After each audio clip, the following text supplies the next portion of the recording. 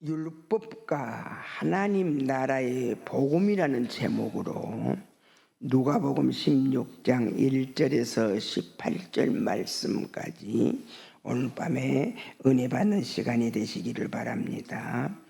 오전 예배에도 하나님께서 우리에게 말씀으로 교훈하시기를 베풀 수 없고 심을 수 없는 시기가 오는데 그때는 이미 늦었다고 하십니다.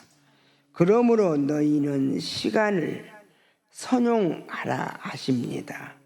예수님께서는 미래의 삶과 영적 삶을 이해 이와 같은 교훈이 필요하시기에 누가복음 16장 1절에서 18절까지 말씀하시면 한 절 한 절 가운데서 은혜를 받고 하나님의 일을 할 때 무엇이 선한 것인지 깨닫기를 원하신다고 하십니다.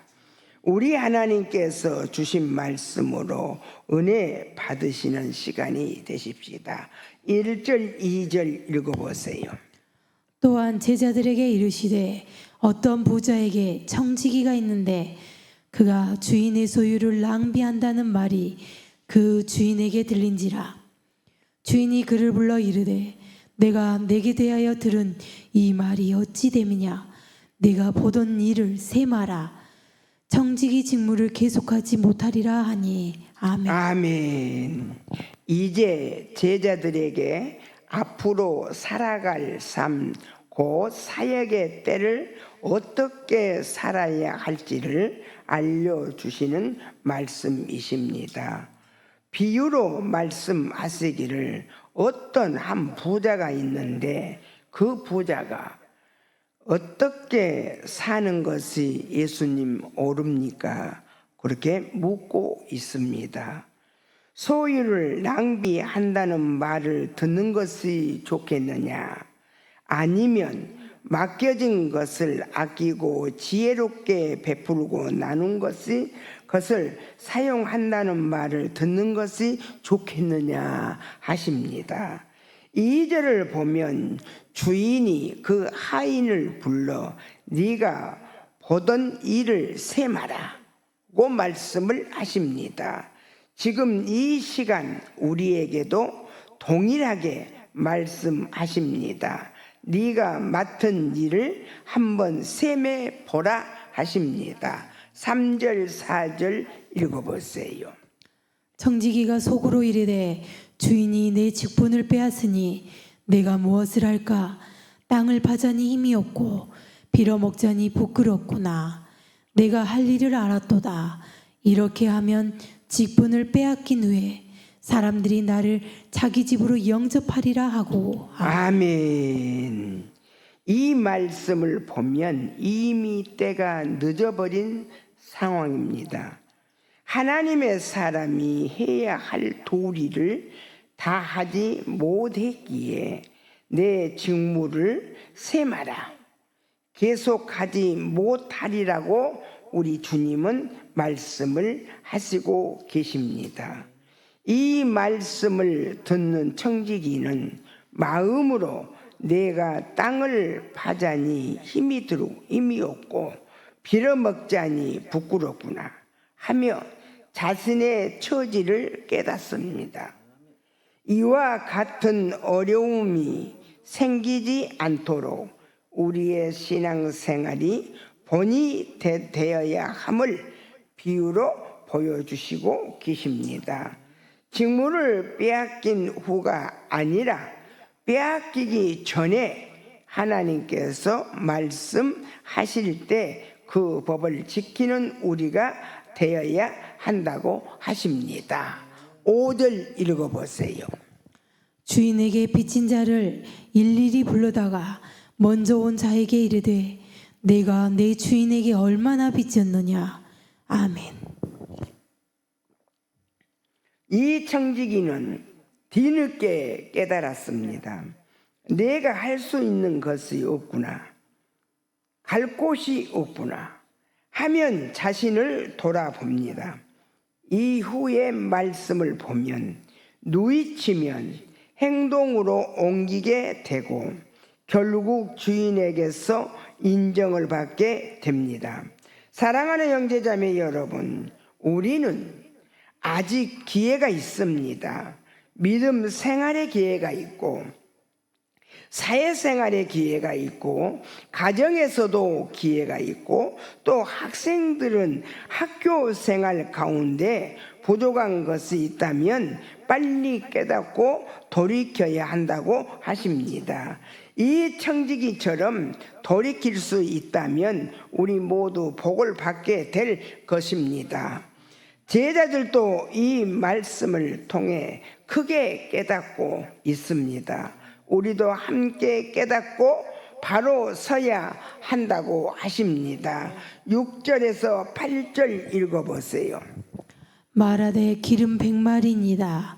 이르되 여기 내 증서를 가지고 빨리 앉아 50이라 쓰라 하고 또 다른 이에게 이르되 너는 얼마나 빚졌느냐. 이르되 밀 100석이니이다. 이르되 여기 내 증서를 가지고 80이라 쓰라 하였는지라. 주인이 이 옳지 않은 청지기가 이를 지혜 있게 하였으므로 칭찬하였으니 이 세대의 아들들이 자기 시대에 있어서는 빛의 아들들보다 더 지혜로움이니라. 아멘.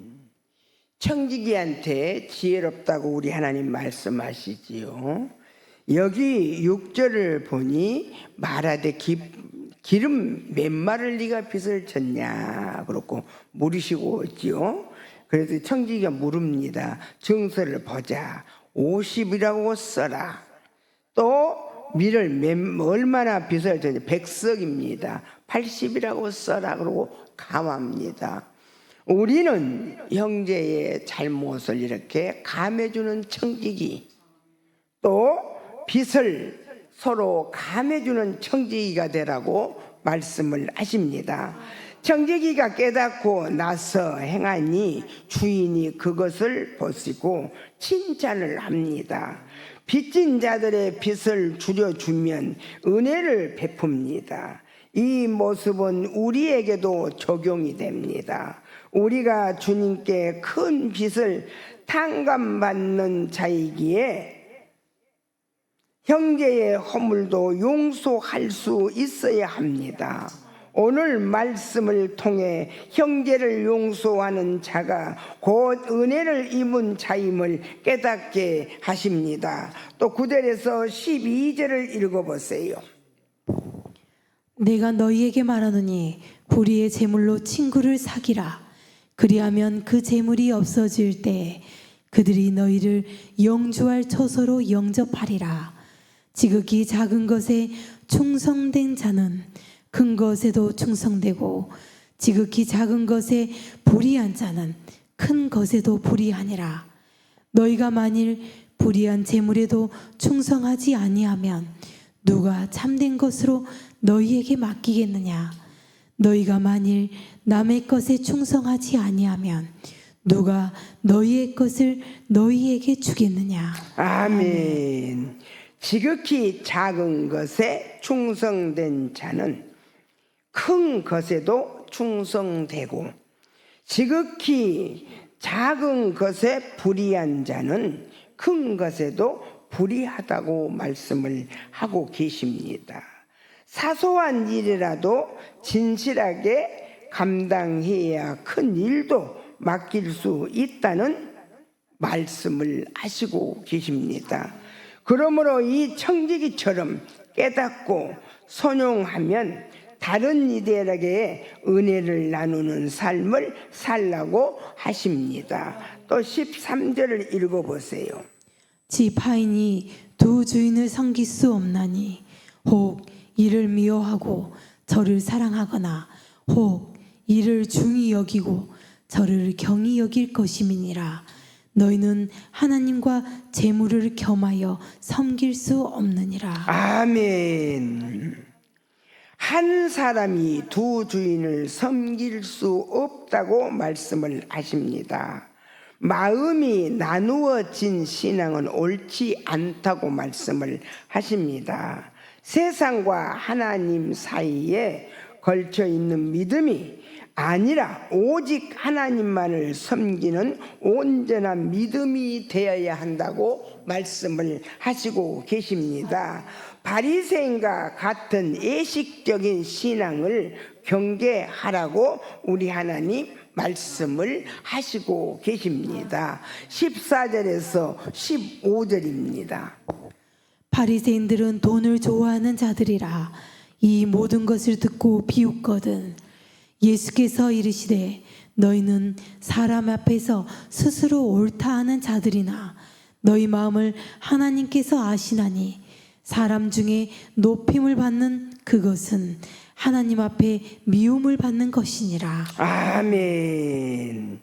사람 앞에서 스스로 옳다고 여기면 자신을 높이는 것을 경계하라고 하십니다. 우리의 중심을 하나님께서 아시기 때문에 사람을 의식하는 신앙이 아니라 하나님 앞에서 진실한 신앙이어야 한다고 우리 하나님은 오늘 말씀을 하시면서 눈가림으로 하는 사역을 하지 말라고 경고하고 계십니다. 16절에서 17절입니다. 율법과 선지자는 요한의 때까지요 그 후부터는 하나님 나라의 복음이 전파되어 사람마다 그리로 침입하느니라. 그러나 율법의 한 획이 떨어짐보다 천지가 없어짐이 쉬우리라. 아멘. 하나님의 법은 결코 없어지지 않습니다.